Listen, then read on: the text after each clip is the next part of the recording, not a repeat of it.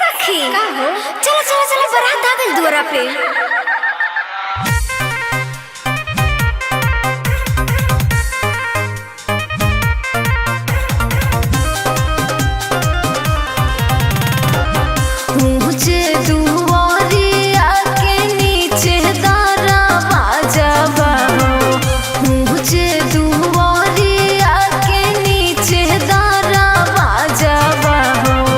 लटकल मोरिया के झोझाए लाला, लटकल मोरिया के झोझाए लाला। घोड़ावा चढ़ल ओइले दुल्हा जितेंद्र दुल्हा, लटकल मोरिया के झोझाए लाला, लटकल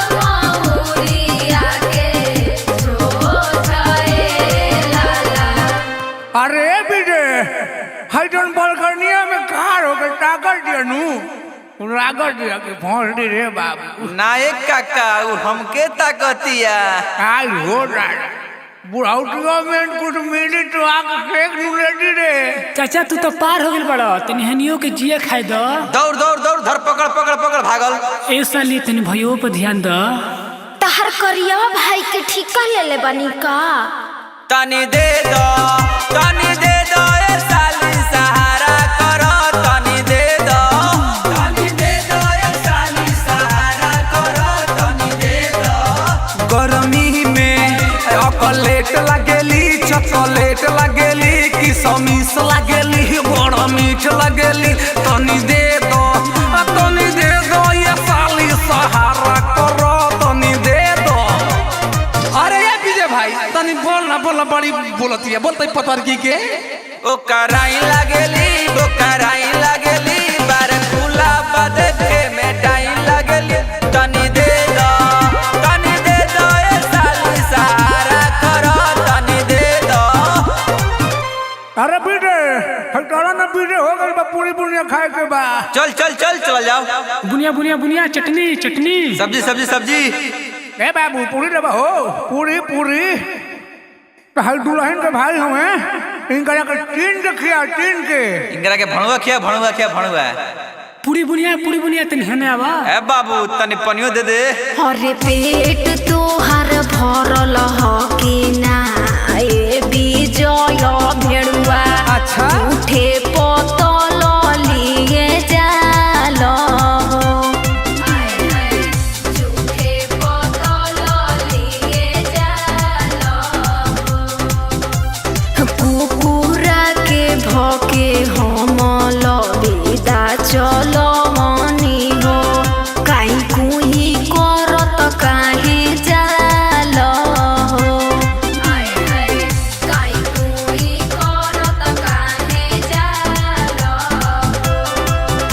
अरे दे दारू गारी काहे सुनाए बतर को साली, तू ही बनबू घरवाली हो। आए हाय तू ही बनबू घरवाली हो, आए हाय तू ही बनबू घरवाली हो, आए हाय तू ही बनबू ए मनु देख पतरकी पर लाइन मार तो बड़ी बढ़िया लागोतिया। ट्राई मार। कोशिश में लागल बनी। अरे लग रहो हाथ धो के जल्दी पोटी जय हो। आलू 10 रुपया, बैगन 20 रुपया, अच्छा ई बात बा नइखी नु जानो। आलू 10 रुपया, बैगन 20 रुपया, पंडित जी के पॉकेट में मोबाइल नोकिया, हितावा के पॉकेट में मोबाइल नोकिया, रिंगटोन बजेला हिलेला मुछिया, रिंगटोन बजेला हिलेला मुछिया।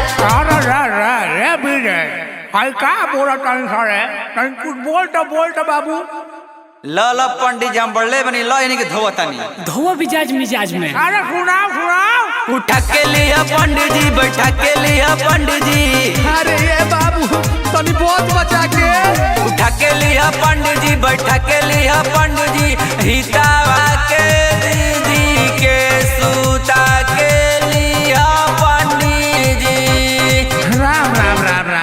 छी मानो नहीं भाग, ऐसी बात मत बोलो। अरे लाखों करोड़ों में एक पीस